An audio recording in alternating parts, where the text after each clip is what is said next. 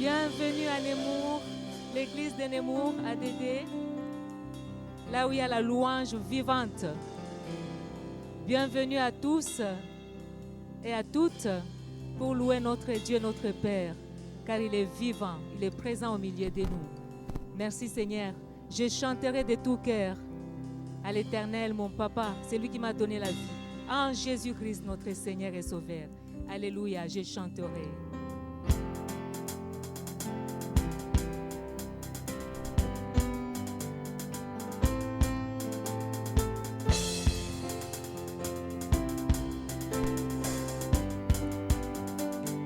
Je chanterai. Je chanterai de tout cœur les merveilles de mon Papa Yahweh.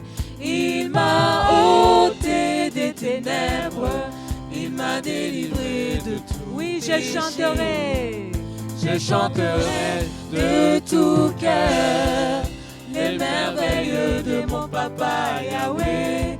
Il m'a ôté des ténèbres, il m'a délivré de tout. Oui, mon Papa est fidèle, il ne m'abandonne jamais. Je n'ai plus rien à craindre, car Jésus m'a dit. Oui, mon Papa est fidèle, il ne m'abandonne jamais. Je n'ai plus rien à craindre, car Jésus m'a dit. je suis dans la joie. Je suis dans la joie, une joie immense. Je suis dans l'allégresse, car Jésus m'a dit. Je suis dans la joie. Je suis dans la joie, une joie immense. Je suis dans l'allégresse, car Jésus m'a dit. Oui, je chanterai de tout cœur. Je chanterai de tout cœur les merveilles de mon Papa Yahweh. Il m'a ôté des ténèbres, il m'a délivré de tout. Oui, je chanterai. Je chanterai de tout cœur les merveilles de mon Papa Yahweh. Il m'a ôté des ténèbres, il m'a délivré de tout. Oui, mon Papa. Il est fidèle. Alléluia. Il ne m'abandonne jamais. Je n'ai plus rien à craindre. Car Jésus m'a dit. Oui, mon Papa.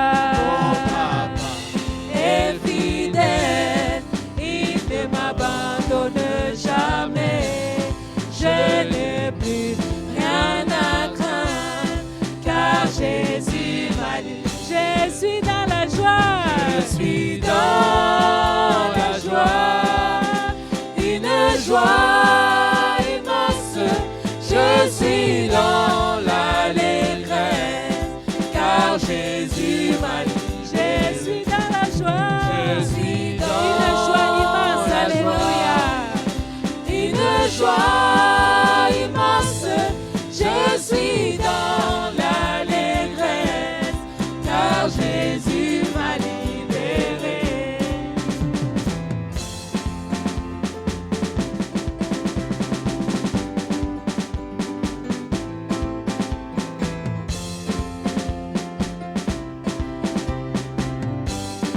Je suis dans la joie. Je suis dans la joie, une joie immense. Je suis dans l'allégresse, car Jésus m'a dit. Je suis dans la joie. Je suis dans la joie, une joie immense. Je suis dans l'allégresse, car Jésus m'a libéré. Alléluia. Alléluia. Jésus m'a libéré. Jésus nous a libérés. Alléluia. Nous sommes dans la liberté. Oh Seigneur, reçois de moi. un parfum qui t'est dû. Reçois l'adoration et la louange qui t'est due, Père. Alléluia.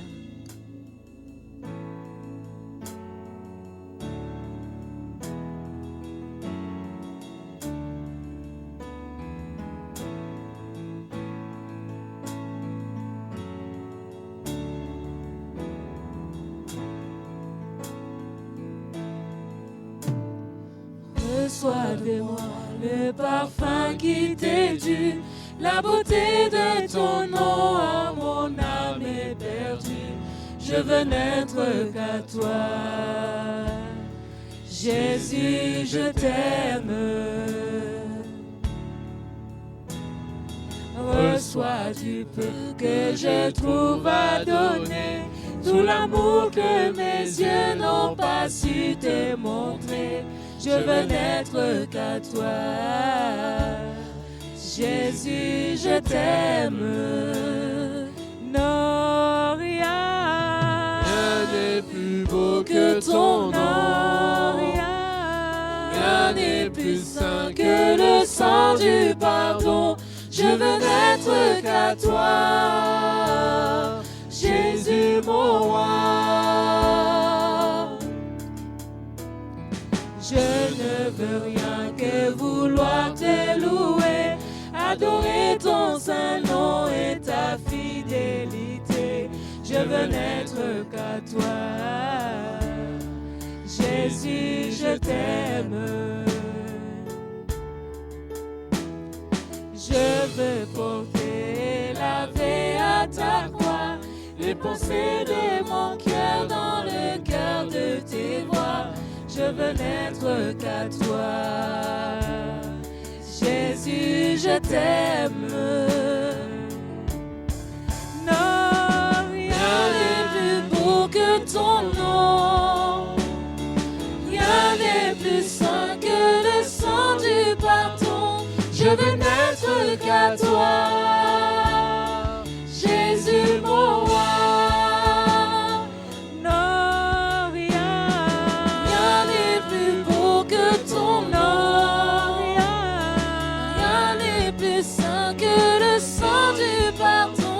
Je veux n'être qu'à toi. Je veux n'être qu'à toi.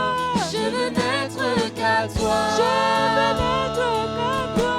Je veux n'être qu'à toi. Jésus, mon roi. Reçois l'adoration. Tu es le roi de gloire. Notre victoire.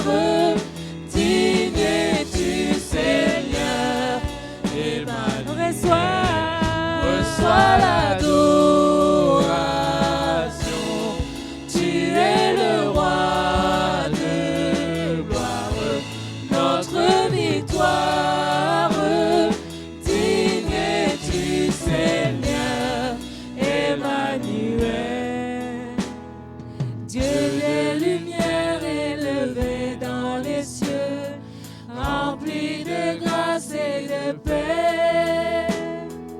Environné des louanges de feu, gardien de l'éternité. Pourquoi quitter ce palais de bonheur pour un sentier de misère? Par quel amour le chemin de ton cœur as-tu trouvé nos prières? Reçois l'adoration. Tu es le roi des gloires, notre victoire. Digne es-tu, Seigneur, Emmanuel. Reçois l'adoration éternelle. Reçois l'adoration. Car tu es le roi de gloire. Notre victoire est en toi. Digne es-tu, Seigneur, Emmanuel. Dès cette foi que ton cœur a montré, je veux puiser mon secours sur le chemin que ta vie a tracé. Je marcherai chaque jour. Garde mes yeux des attraits de ce monde. Garde-moi près de la croix. En ce lieu saint où mon Alléluia. âme est féconde, tu m'imites. Alléluia, Reçois l'adoration. Tu es le roi de gloire, notre victoire. Digne es-tu, Seigneur,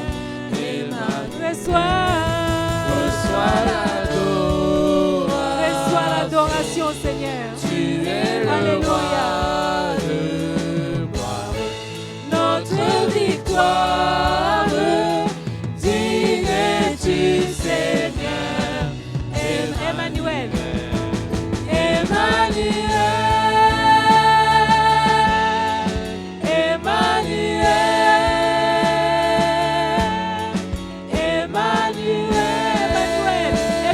Dieu est parmi nous. Tu es parmi nous, Seigneur.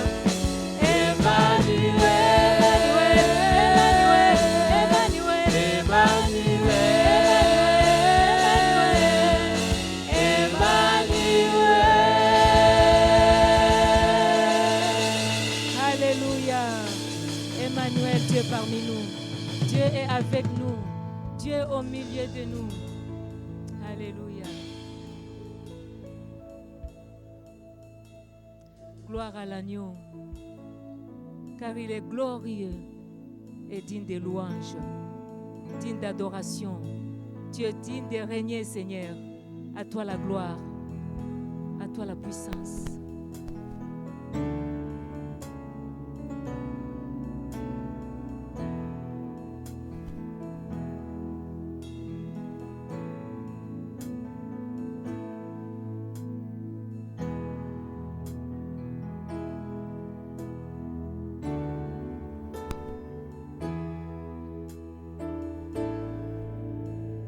Chantons gloire, oui, chantons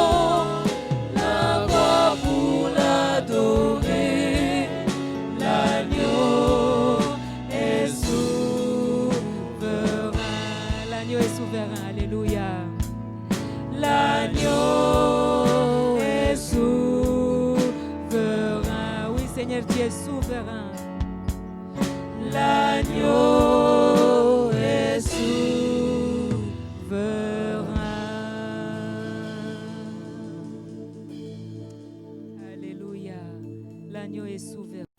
Bonjour bien-aimés, chers frères et sœurs, chers amis et tous ceux qui sont connectés sur notre chaîne YouTube ADD Nemours ce matin. J'espère que vous allez bien et que vous avez passé un bon moment de louange et d'adoration dans la présence de Dieu. Merci au groupe de louanges qui nous ont conduits dans ces temps de louange. Soyez bénis. Je voudrais apporter quelques annonces avant d'aller plus loin. Tout d'abord, je voudrais remercier au nom de l'Église tous ceux et celles qui soutiennent financièrement l'œuvre de Dieu à Nemours. Merci de vos dons, de vos offrandes, de vos libéralités. Merci de votre générosité et de votre soutien pour l'œuvre de Dieu à Nemours et pour l'avancement du royaume de Dieu. Avant de prier, j'aimerais vous apporter ces deux versets qui se trouvent dans le livre des Chroniques, première des Chroniques, chapitre 16, à partir du verset 28, où qui nous est dit « Famille des peuples, rendez à l'Éternel gloire et honneur. Rendez à l'Éternel gloire pour son nom, apportez des offrandes et venez en sa présence. Adorez l'Éternel avec des saints ornements. » David nous exhorte à rendre un culte à Dieu qui lui soit agréable. Rendre à Dieu un culte qui soit en son honneur. Rendre à Dieu gloire et honneur pour son nom. Il nous exhorte également à apporter des offrandes quand nous venons dans sa présence. Alors quand nous venons dans la présence de Dieu, ne venons pas avec le cœur vide et les mains vides. Voilà, méditons encore ces paroles parce que je crois qu'il y a encore des pierres précieuses et des enseignements à en tirer encore pour chacun et chacune d'entre nous. Voilà, prenez du temps, creusez parce que vous allez encore trouver là un trésor. Voilà, prions maintenant pour les offrandes. Seigneur, merci pour les offrandes, pour les dons, pour les libéralités, mais merci pour tous ceux et celles qui soutiennent financièrement l'œuvre de Dieu à Nemours. Merci de leur générosité et de leur soutien pour ton œuvre et aussi pour l'avancement de ton royaume. Merci également de donner du travail à ceux qui n'en ont pas, afin aussi que eux puissent apporter leur offrande quand ils viennent dans ta présence. Merci Seigneur de bénir aussi celui et celle que tu as appelé à gérer ces offrandes. Accorde-leur ta sagesse Seigneur pour faire une bonne administration au nom de ton Fils Jésus-Christ Père. Amen. Je vous invite également mercredi 5 août pour notre réunion de prière à 20h par Zoom, par visioconférence. Nous n'oublierons pas de vous envoyer le lien pour que vous puissiez vous connecter. Manifestons encore l'amour fraternel les uns pour les autres, prions les uns pour les autres. Voilà, frères et sœurs, il y a vraiment de divers sujets de prière auxquels nous devons prier, intercéder. Voilà, pour ceux qui sont fatigués, découragés, pour ceux qui sont abattus, pour ceux qui sont malades, qui passent par la souffrance, qui attendent même le jour pour se faire opérer, pour ceux qui n'ont pas de travail, voilà, pour ceux qui ont vraiment des besoins. Voilà, continuons à prier pour chacun d'entre eux et attendons-nous vraiment à la bénédiction de Dieu. Il y a aussi une liste que nous avions faite aux dernières jeûnes et prières. Il y a 50 sujets de prière. Vous pouvez également continuer à prier pour tous ces sujets. Frères et sœurs, continuons à persévérer dans la prière. Intercédons pour notre Église à Nemours. Intercédons pour les âmes qui ont besoin de rencontrer Jésus. Continuons à prier pour que Dieu suscite un réveil dans les églises, dans les cœurs, dans les familles, mais aussi qu'il suscite un réveil dans notre pays de France. Prions également pour notre gouvernement. Prions vraiment pour que Dieu puisse chasser cette pandémie au nom de Jésus. Voilà, frère, je vous encourage vraiment, priez le Seigneur. Et puis, je voudrais également vous encourager, voilà, si vous avez besoin d'un soutien, d'un conseil ou d'un temps de prière, vous pouvez me contacter par mon portable. Tout simplement, sans plus attendre, nous allons maintenant écouter la prédication de la parole de Dieu qui va nous être apportée par le pasteur Rémi Lours, le thème « Les preuves vivantes des actions de Dieu ». Bonne écoute, que Dieu vous bénisse et bon dimanche. Bonjour à vous frères et sœurs de Nemours. Bonjour également à chacune et à chacun qui regarde cette vidéo. Voilà, je vais vous partager ce matin une pensée autour de cette idée que nous sommes, chacun de nous, les preuves vivantes de l'action puissante miraculeuse et de l'action remplie d'amour du Seigneur. Alors, mon actualité personnelle est que après 40 ans passés dans la région parisienne, un petit peu élargie, puisque j'ai été bien au sud, limite du Loiret, et ces dernières années bien au nord dans l'Oise, mais enfin ça reste la région parisienne. Mon actualité, c'est qu'avec ma famille, nous descendons dans le sud-ouest pour continuer notre ministère. Alors, c'est toujours l'occasion, ces moments-là, de repenser un petit peu à tout ce qu'on a vécu, et alors que je préparais cette prédication, je me suis rappelé d'une pensée. Cette pensée, je l'ai reçue il y a une quinzaine d'années maintenant à peu près. C'était au tout début que le Seigneur m'avait appelé à le servir. Je me souviens que Myriam était à peine enceinte de Nathan. Une quinzaine d'années. Et cette pensée-là, elle a été finalement fondatrice dans mon ministère. Alors au moment de partir, pour mon ministère, j'ai été interpellé à me souvenir de ce qui avait fondé mon ministère. Cette pensée, elle a été personnelle avant tout, mais je crois qu'elle, comme beaucoup de pensées venant de la Bible, elle recèle une vérité pour chacun de nous lorsqu'elle est abordée dans sa globalité, dans sa symbolique. Et c'est ce sur quoi j'aimerais m'arrêter avec vous ce matin. Alors je vous invite à lire avec moi dans la parole de Dieu, dans le livre du prophète Ézéchiel, au chapitre 12, et on va lire les versets 1 à 6. Ézéchiel, chapitre 12, versets 1 à 6. La parole me fut adressée en ces mots. Fils de l'homme, tu habites au milieu d'une famille de rebelles qui ont des yeux pour voir et qui ne voient point, des oreilles pour entendre et qui n'entendent point, car c'est une famille de rebelles. Et toi, fils de l'homme, prépare tes effets de voyage et pars de jour sous leurs yeux. Pars, en leur présence, du lieu où tu es pour un autre lieu. Peut-être verront-ils qu'ils sont une famille de rebelles. Sors tes effets comme des effets de voyage, de jour sous leurs yeux, et toi pars le soir en leur présence, comme partent les exilés. Sous leurs yeux tu perceras la muraille, et tu sortiras tes effets par là. Sous leurs yeux tu les mettras sur ton épaule, tu les sortiras pendant l'obscurité. Tu te couvriras le visage, et tu ne regarderas pas la terre, car je veux que tu sois un signe pour la maison d'Israël. Il y avait une parole de Dieu pour le peuple d'Israël lorsque la loi leur a été donnée et lorsqu'ils se sont engagés avec lui, lorsqu'ils ont contracté cette alliance avec Dieu qui était que tant que le peuple obéirait à Dieu, il serait béni par Dieu. Mais que lorsque le moment viendrait où le peuple serait dans la désobéissance à l'Éternel, alors il y aurait des conséquences, il y aurait des sanctions en quelque sorte qui auraient pour but, non pas de les punir parce que Dieu n'est pas méchant, mais qui auraient pour but de les interpeller sur leurs conditions afin de se rappeler leur engagement et leur alliance et de revenir vers Dieu pour qu'il puisse à nouveau les bénir. Et parmi ces différentes sanctions, l'Éternel avait prévu l'exil.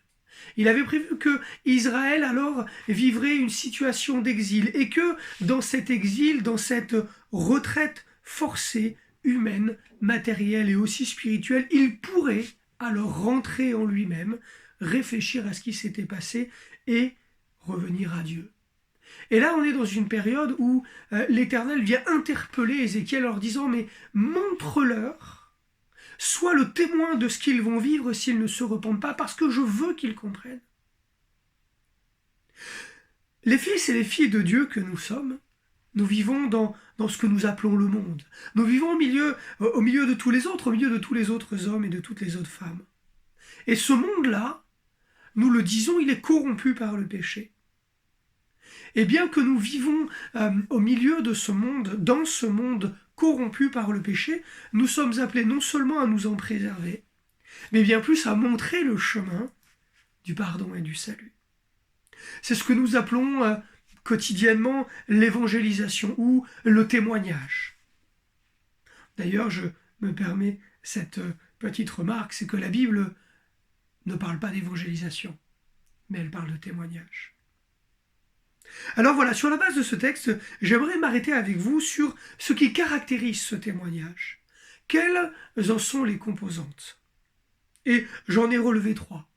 Alors comme souvent, comme j'en ai l'habitude, je n'ai pas abordé les choses de manière exhaustive, comme on pourrait le faire à l'occasion d'une étude, mais je suis certain qu'on pourrait trouver plein d'autres composantes du témoignage. En tout cas, ce sont les 3 sur lesquels il m'a semblé bon de m'arrêter avec vous aujourd'hui. Alors, ces 3 caractéristiques sont celles-ci. La première, c'est que nous vivons les mêmes choses que ce que j'ai appelé EUX, que j'ai appelé les autres, les non-croyants. N'y voyez pas là rien de péjoratif ou de jugeant de ma part, c'est pour faire la différence entre les chrétiens et les non-croyants. Et contrairement à eux, nous avons, nous, croyants, enfants de Dieu, la promesse d'un soutien et d'une restauration dans les difficultés et dans les choses identiques que nous vivons avec eux. Et la troisième des caractéristiques du témoignage que j'aimerais voir avec vous, c'est que nous ne sommes pas que des témoins. Alors je vais développer tout ça maintenant. Premier point, nous vivons les mêmes choses. L'actualité est brûlante en ce moment de ce que nous vivons en France et de ce que le monde vit. Nous vivons tous, chrétiens, non-chrétiens, croyants, non-croyants, les mêmes choses et nous combattons les mêmes difficultés. Dieu a dit à Ézéchiel au verset 6 de ce chapitre, de ce passage, « Car je veux que tu sois un signe ». Dieu a voulu que nous restions sur la terre, comme des signes, comme des témoins pour les autres, celles et ceux qui ne le connaissent pas, celles et ceux qui le connaissent et qui le rejettent. Nous sommes des signes. Et nous sommes aussi, et peut-être d'abord, appelés à vivre les mêmes choses qu'eux, afin, dans la manière dont nous allons vivre ces choses, à être des signes pour eux. Nous sommes des témoins, des ambassadeurs, dit la Bible, mais nous faisons plus que de leur montrer le chemin. Ézéchiel a percé la muraille, il a pris ses affaires comme s'il fuyait une invasion ennemie, et puis il s'est échappé devant tout le monde, là, afin qu'ils voient ce par quoi ils allaient devoir passer s'ils continuaient à commettre le péché. Mais nous sommes plus que ça encore. Nous ne faisons pas que montrer le chemin vers le salut. Frères et sœurs, nous incarnons ce chemin. Jésus a dit qu'il est le chemin, la vérité et la vie, et qu'il est le chemin par lequel les hommes peuvent accéder au salut. Et permettez-moi cette comparaison, nous sommes chacun de nous le chemin qui mène à Jésus-Christ. Nous sommes nous-mêmes les chemins qui allons mener au chemin qui lui va mener au salut. Je partageais cette pensée de manière détaillée avec Villeneuve-sur-Lot et je crois que vous en avez été aussi les bénéficiaires. Nous sommes plus que ceux qui sommes, nous sommes plus que celles et ceux qui devons montrer le chemin, mais bien marcher avec eux, être nous-mêmes les chemins. Alors puisque nous vivons dans le monde au milieu des autres, puisque nous vivons comme eux dans nos corps charnels et imparfaits qui se détruisent, qui subissent la maladie, dont nous subissons les tentations, qui sont encore corrompus par le péché, même si nous le combattons, ce péché. Puisque nous sommes, malgré tout, les témoins, nous, en tant qu'enfants de Dieu, de l'action quotidienne, progressive de Dieu dans nos vies, et pas simplement du résultat. Alors nous souffrons comme eux, et avec eux. Et ce que je viens de dire, c'est important. Nous ne devons pas simplement montrer le résultat de l'action de Dieu. Regarde, Dieu m'a béni. Ouais, mais pourquoi est-ce que toi, il te bénit et moi, il ne me bénit pas? Qu'est-ce qui te différencie? Il y a presque quelque chose d'agressif parfois pour les autres. Moi, je suis béni et toi, tu ne l'es pas. Non, non. Nous devons incarner ce chemin. Regarde par les difficultés par lesquelles je passe, tout comme toi. Regarde la maladie que je combats comme toi. Regarde le chômage qui me frappe comme toi. Regarde les difficultés financières que je vis et qui sont les mêmes que toi. Regarde mes difficultés relationnelles avec un tel qui sont les mêmes que toi. Regarde le chemin que j'emprunte avec toi. Mais regarde aussi le résultat. le résultat qui est le mien.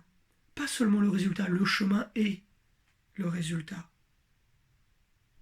Alors je passe sur les souffrances nécessaires pour l'apprentissage et sur les souffrances qui sont la conséquence des persécutions ou du péché pour nous, mais les souffrances, quelle qu'en soit la nature, quelle qu'en soit l'intensité, elles sont inévitables, même pour les enfants de Dieu.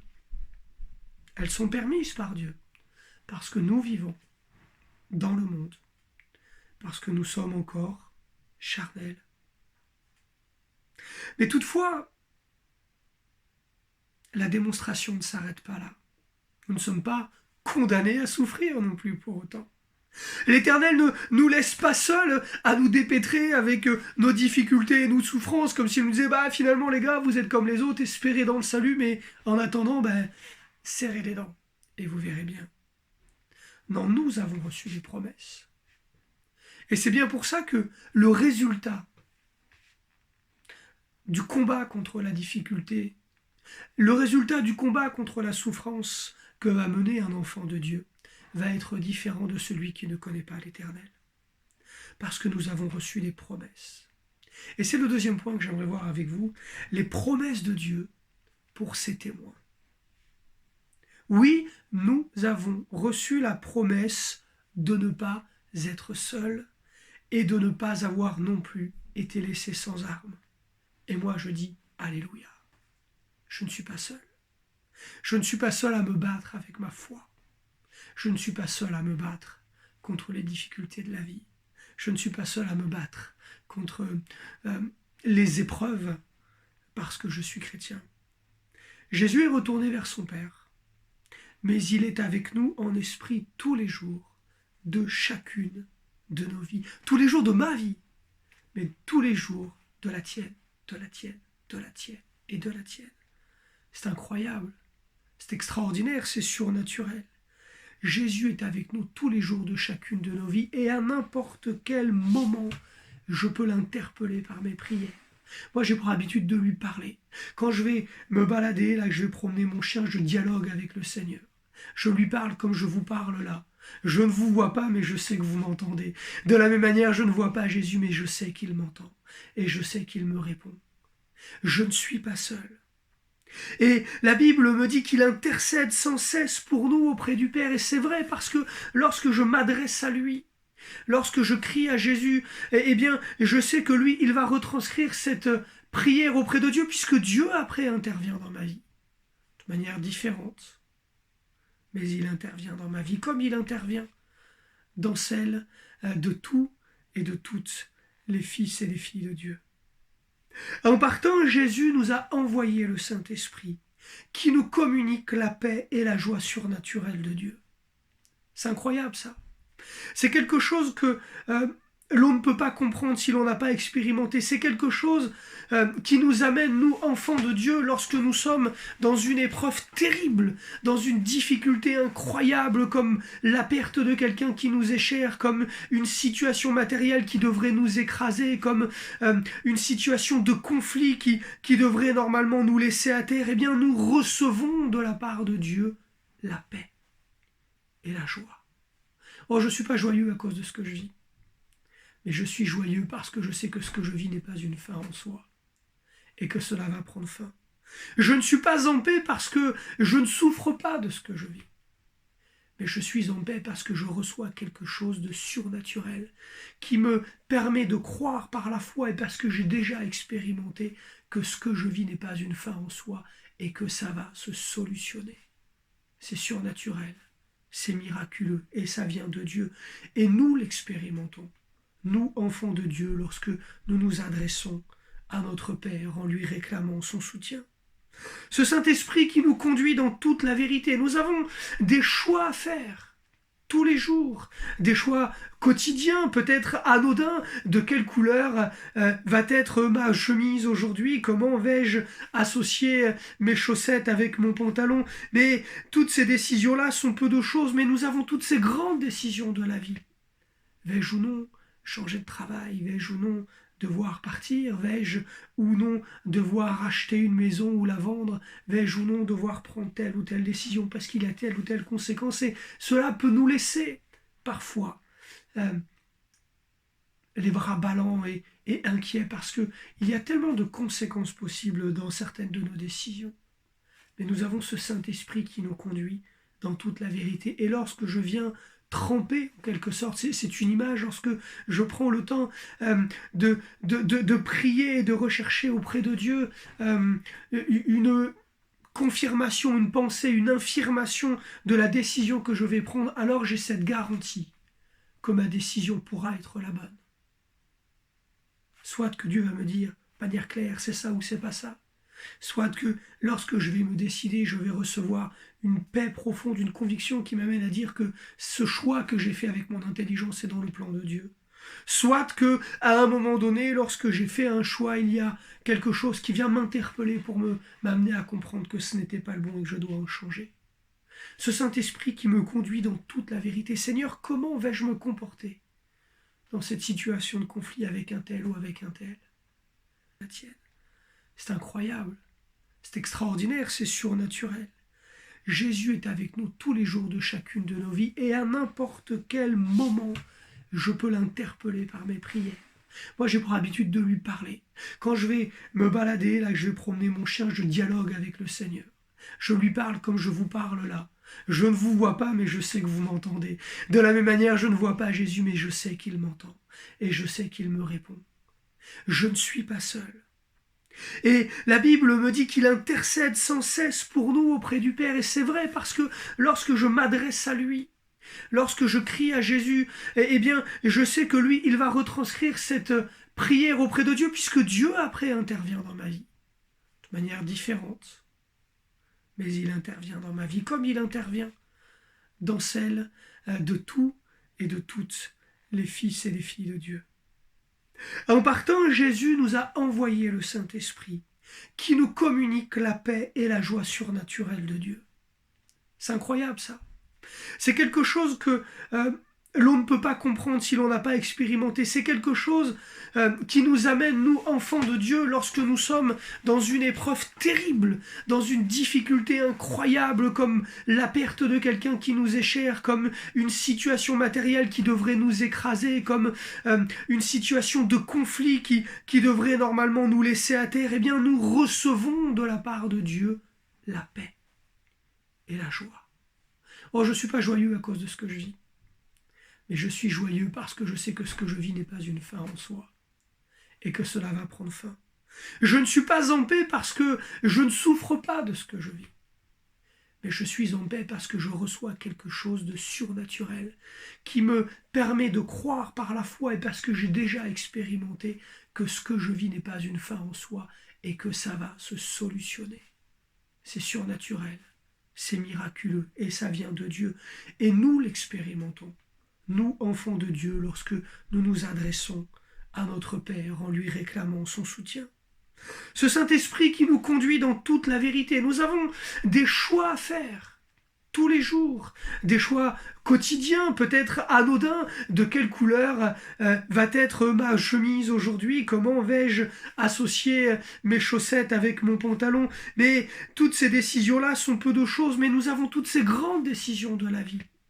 Vais-je ou non changer de travail? Vais-je ou non devoir partir? Vais-je ou non devoir acheter une maison ou la vendre? Vais-je ou non devoir prendre telle ou telle décision parce qu'il y a telle ou telle conséquence? Et cela peut nous laisser parfois les bras ballants et inquiets parce qu'il y a tellement de conséquences possibles dans certaines de nos décisions. Mais nous avons ce Saint-Esprit qui nous conduit dans toute la vérité. Et lorsque je viens tremper, en quelque sorte, c'est une image, lorsque je prends le temps de prier et de rechercher auprès de Dieu une confirmation, une pensée, une infirmation de la décision que je vais prendre, alors j'ai cette garantie que ma décision pourra être la bonne. Soit que Dieu va me dire, de manière claire, c'est ça ou c'est pas ça. Soit que lorsque je vais me décider, je vais recevoir une paix profonde, une conviction qui m'amène à dire que ce choix que j'ai fait avec mon intelligence est dans le plan de Dieu. Soit que, à un moment donné, lorsque j'ai fait un choix, il y a quelque chose qui vient m'interpeller pour m'amener à comprendre que ce n'était pas le bon et que je dois en changer. Ce Saint-Esprit qui me conduit dans toute la vérité. Seigneur, comment vais-je me comporter dans cette situation de conflit avec un tel ou avec un tel? Ça, par nos propres intelligences, nous arrivons toujours à ce moment où on est perdu, désemparé, où on ne sait pas quoi faire. Mais lorsque je prends le temps de me tourner vers mon Dieu, alors il va me donner une pensée, une solution. Il va créer les conditions pour que cela se résolve. Oh, je ne suis pas seul. Je ne suis pas seul dans mes difficultés. Ouais. Et nous sommes avertis en avance par la parole de Dieu de ce que nous allons traverser des difficultés. Mais aussi, nous avons été avertis, encouragés à attendre son appui. Oui, son appui pour nous défendre, nous-mêmes, et pour pouvoir affronter cela sans crainte du lendemain. Pour toutes ces choses, nous lisons dans la Bible de nombreux exemples dans la vie des hommes et des femmes qui ont servi l'Éternel. Je pense à Paul, je pense à Pierre, je pense à Jacques et Jean, mais il y en a plein et plein d'autres encore.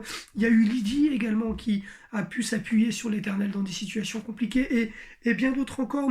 Nous avons ces promesses et ceux qui nous ont précédés dans la foi.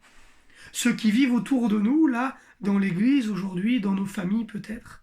Nous pouvons témoigner et recevoir le témoignage de ce que nous ne sommes pas seuls dans les difficultés. Nous ne sommes pas seuls dans les épreuves. Nous ne sommes pas seuls face à la maladie. Nous ne sommes pas seuls face au chômage. Nous ne sommes pas seuls face à ces décisions que nous devons prendre. Et nombre d'entre nous pouvons amener ce témoignage et le partager. Oui, Jésus m'a parlé. Ça paraît fou comme ça, mais oui, moi Jésus me parle. N'appelez pas les médecins, ne me donnez pas de médicaments, c'est pas grave, il n'y a pas de problème, mais Jésus me parle de plein de manières différentes, et lorsque je l'écoute, ma vie est suivie de bénédictions. Parfois, comme Ézéchiel est en train de le démontrer au peuple, nous vivons comme un exil. Nous pouvons nous sentir mis à part, nous pouvons avoir été rejetés, dépossédés par les hommes ou par la vie, de choses, de personnes qui nous sont chères, comme en exil.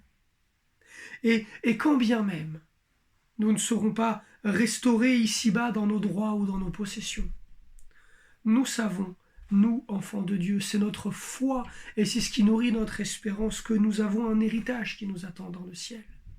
Et nous croyons que tout ce que nous acceptons de vivre, tout ce que nous acceptons de faire, tout ce que nous acceptons de laisser entre les mains de Dieu est un investissement pour toutes les bénédictions qui nous attendent après. Ouais, nous avons des promesses qui nous sont données en tant que témoins, d'être soutenus au quotidien, d'être conduits dans la vérité, de recevoir une force, une intelligence surnaturelle, de voir parfois même la main de Dieu agir de manière extraordinaire et de vivre des miracles. Et quand nous ne vivons pas ces choses, nous avons encore reçu de la part de Dieu cette espérance que la rétribution de nos difficultés, dont nous n'aurons pas les fruits sur cette terre, nous les aurons dans le ciel. Alléluia. Moi, je ne sais pas pour vous, mais ces choses-là, elles me motivent. Surtout lorsque je vis des toutes petites choses du quotidien, des petits miracles, alors je ne m'inquiète pas de tout ce que je vais encore devoir affronter. Et pourquoi ? Parce que ça m'amène à mon troisième point, c'est que nous ne sommes pas que des témoins.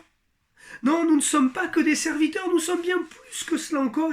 Et cette affirmation, elle est importante, elle est fondamentale. Parce que si je suis condamné à souffrir, si je suis condamné à servir, mais en quoi Dieu est-il amour ? Non, je ne suis pas que ça. Je suis serviteur, c'est vrai, et je le fais avec joie. Mais je suis fils de Dieu.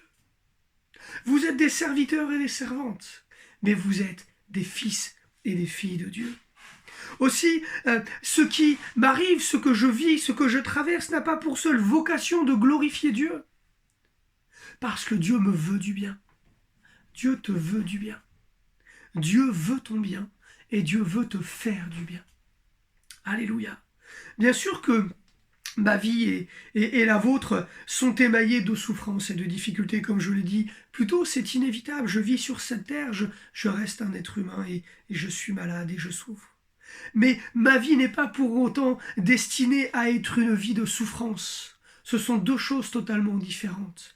Ma vie n'est pas une vie de souffrance. Je ne suis pas appelé à aller de difficulté en difficulté, oh non. Mais je suis appelé à aller de victoire en victoire. Je ne considère pas chaque nouvelle difficulté, chaque nouvel aléa de la vie comme une souffrance supplémentaire à subir. Oh non.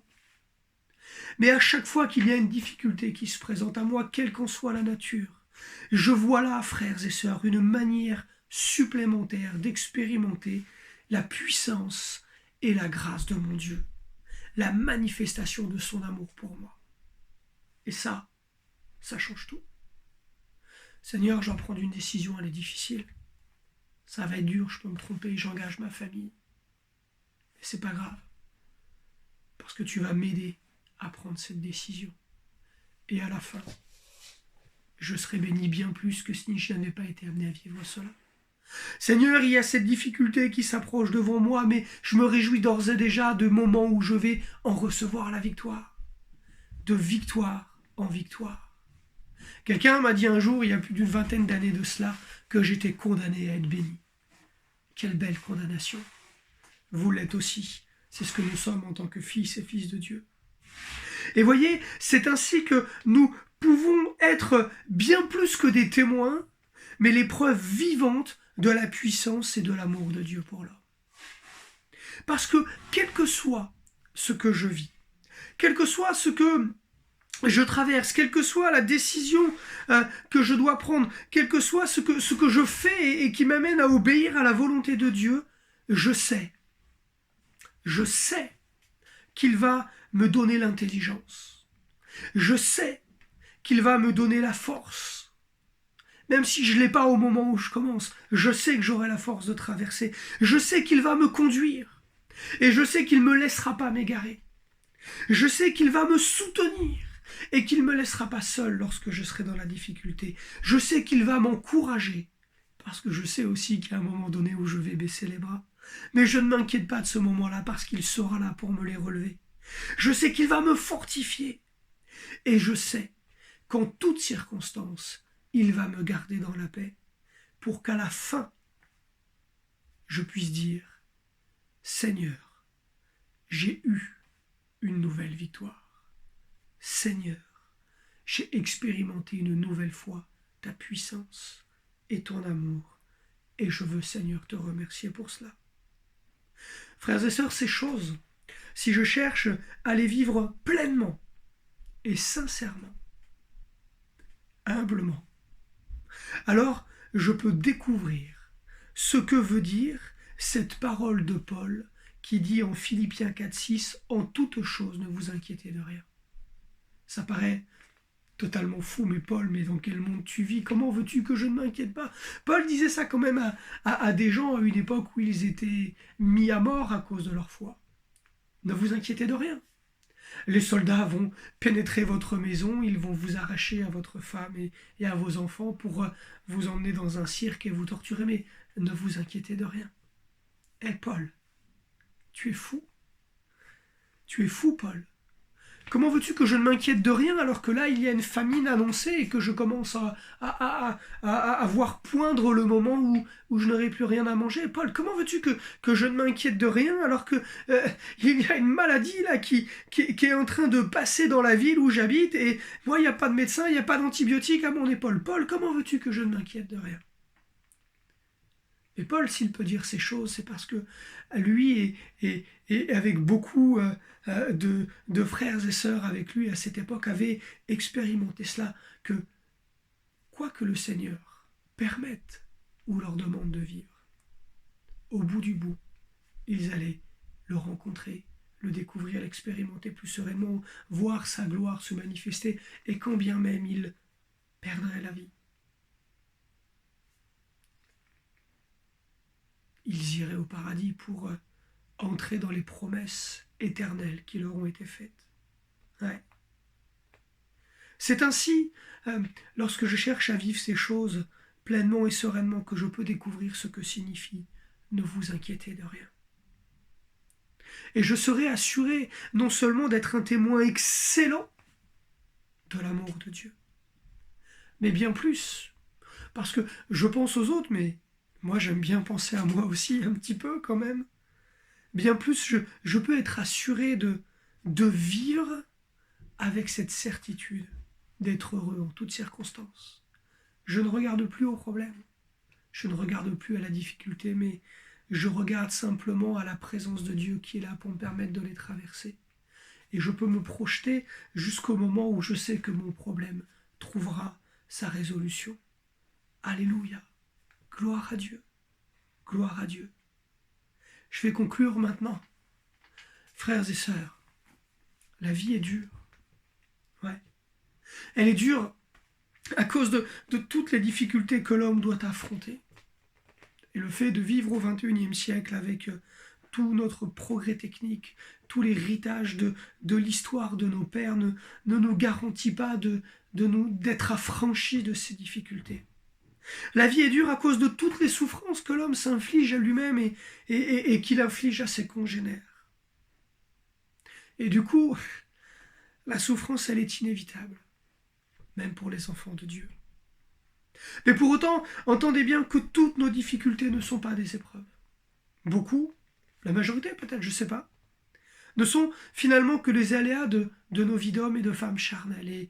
Et je ne peux que les accepter. Le Seigneur ne m'a pas promis qu'il m'éloignerait de toutes les difficultés. Il ne m'a pas promis, bien au contraire, que je serais différent des autres. Du moins pas dans ce que je vivrais, mais dans la manière dont j'allais le vivre et dans le résultat que cela produirait. Je me réjouis de savoir que dans toutes les situations de ma vie, les bonnes comme les moins agréables, je vais pouvoir glorifier l'Éternel aux yeux de ceux qui me voient vivre, et ainsi pouvoir les interpeller sur l'amour que Dieu a pour eux. Je me réjouis de cela. Et je me réjouis d'autant plus que je peux aussi m'accrocher sur cette parole toujours qui nous vient de l'apôtre Paul et qui dit que toute chose concourt au bien de ceux qui aiment Dieu. Oh, je crois sincèrement à cette parole. Je suis plus qu'un témoin destiné à glorifier Dieu aux yeux des hommes. Non, toute chose concourt à mon bien. Toute chose que tu vis concourt à ton bien. Tout ce que je vis participe à mon bonheur. Et ouais, même quand c'est difficile, ça participe à ce que je sois encore plus heureux après. Et même si parfois je grince des dents dans certaines situations, et croyez bien que je souris, pas toujours au loin de là devant les difficultés que je traverse, oui, je serre les dents et parfois même je crie à l'Éternel. Mais je garde la paix à cause de cette parole. Toute chose concourt au bien de ceux qui aiment Dieu, et croyez, de manière imparfaite et maladroite, mais que j'aime mon Dieu. J'aime mon Dieu. Alors je sais que toute chose concourt à mon bien. Jusqu'à présent, j'ai toujours vu la main de Dieu dans ma vie. Même si parfois c'était après coup. Il a parfois fallu que je regarde en arrière pour comprendre dans un second temps en quoi Dieu était présent dans les épreuves de ma vie. Mais je peux témoigner de cela. Quel que soit ce que j'ai traversé jusqu'à présent, j'ai toujours vu la main de Dieu qui était l'occasion de me bénir. Et je sais du coup qu'il en sera toujours ainsi. Tant que je resterai attaché à lui et à sa parole, et je sais, frères et sœurs, qu'il peut en être de même pour chacun de vous. Est-ce que tu aimes Dieu? Réponds à cette question. Et si la réponse est oui, elle est très simple cette question. Est-ce que tu aimes Dieu? Maladroitement, imparfaitement, mais est-ce que tu l'aimes sincèrement? Et si tu peux répondre oui à cette question, alors dis-toi que toute chose concourt à ton bien. Toute chose que tu vis sera suivi d'une bénédiction pour ta vie, non seulement sur cette terre, mais bien plus encore pour ton éternité. Alors, finalement, nous pouvons vivre notre vie naturelle de manière surnaturelle. Il y a du surnaturel dans ma vie. Pas parce que je suis meilleur que les autres, pas parce que je suis plus méritant, simplement parce que Dieu m'a fait grâce comme à chacun de vous. Il doit y avoir du surnaturel dans votre vie, même si je vis ma vie d'homme très simplement et pleinement, mais je sais qu'il y a du surnaturel, je veux mettre du surnaturel et je veux qu'il y en ait encore plus à l'avenir. Nous pouvons vivre notre vie naturelle de manière surnaturelle. C'est ce qui nous différenciera des autres. Et voyez ainsi, le témoignage n'est pas, ou le témoignage n'est plus une chose compliquée, puisqu'il consiste finalement à être béni en toutes circonstances et à le montrer aux autres. Alors, frères et sœurs, je m'arrête là. Accrochez-vous à Dieu en toutes circonstances. Vous ne le regretterez pas. Soyez bénis et à bientôt.